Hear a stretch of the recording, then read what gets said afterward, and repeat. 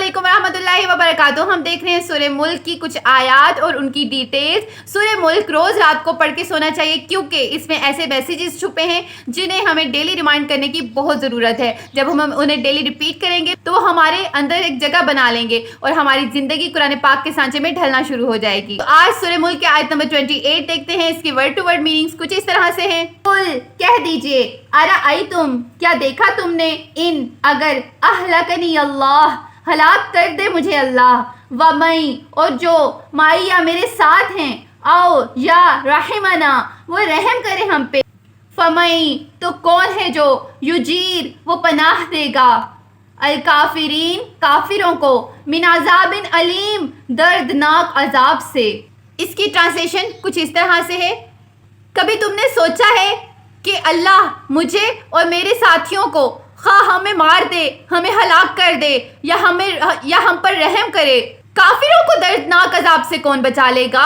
نبوت کا آغاز ہوا، نبی محمد صلی اللہ علیہ وآلہ وسلم کے لوگ دشمن ہونا شروع ہو گئے۔ انہوں نے نبی محمد صلی اللہ علیہ وآلہ وسلم پر جادو کرنے شروع کر دیے، ایون ان کے قتل کی پلاننگز کرنا سٹارٹ کر دی۔ تب نبی محمد صلی اللہ علیہ وآلہ وسلم کو کہا گیا کہ آپ ان سے پوچھیں کیا وہ اس بات کو نہیں سوچتے، کیا وہ نہیں دیکھ رہے کہ جو اللہ تعالیٰ پر ایمان لائے ہیں، تو اللہ تعالیٰ کو ایک مانتے ہیں، جو قیامت کے دن پر یقین کرتے ہیں، ان پر تو اللہ کی مرضی کہ چاہے وہ انہیں ہلاک کرے یا ان پر رحم کرے، لیکن کافر جو اللہ تعالیٰ کو نہیں مانتے، جو شرک کر رہے ہیں، جو اللہ تعالیٰ کی دی گئی نعمتوں کا شکر ادا نہیں کر رہے، اللہ تعالیٰ نے ان کو جو بصارت، جو عقل، جو فہم دی ہے وہ اس کا وہ استعمال نہیں کر رہے جو ان سے ڈیمانڈ کی جاتی ہے، تو ان کو دردناک عذاب سے کون بچا لے گا؟ ان کو اللہ تعالیٰ سے کون بچا لے گا؟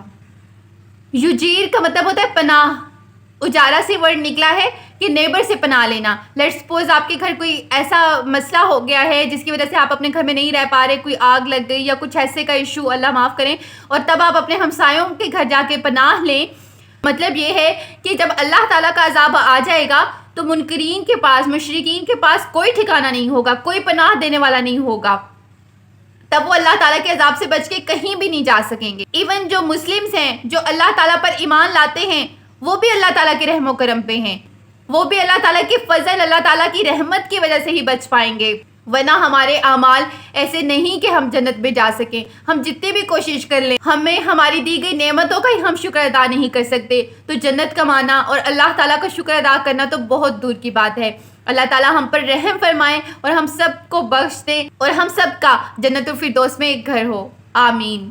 سوچنے کی بات تو یہ ہے کہ نیک اعمال کے ساتھ بھی مسلمان اللہ تعالیٰ کی رحمت پہ ڈیپینڈ کرتے ہیں۔ ہو سکتا ہے ہم تو بچ جائیں کہ ہم تو اللہ تعالیٰ پر یقین رکھتے ہیں، لیکن ان لوگوں کا کیا حال ہوگا جو اللہ تعالیٰ کی ذات پر یقین ہی نہیں رکھتے؟ اگر اللہ تعالیٰ کی ذات پر یقین رکھتے ہیں تو قرآن پاک نہیں پڑھتے، اگر قرآن پاک پڑھ لیتے ہیں تو اسے سمجھتے نہیں، اگر سمجھتے ہیں تو اس پہ عمل نہیں کرتے، تو ان سب کا کیا انجام ہوگا؟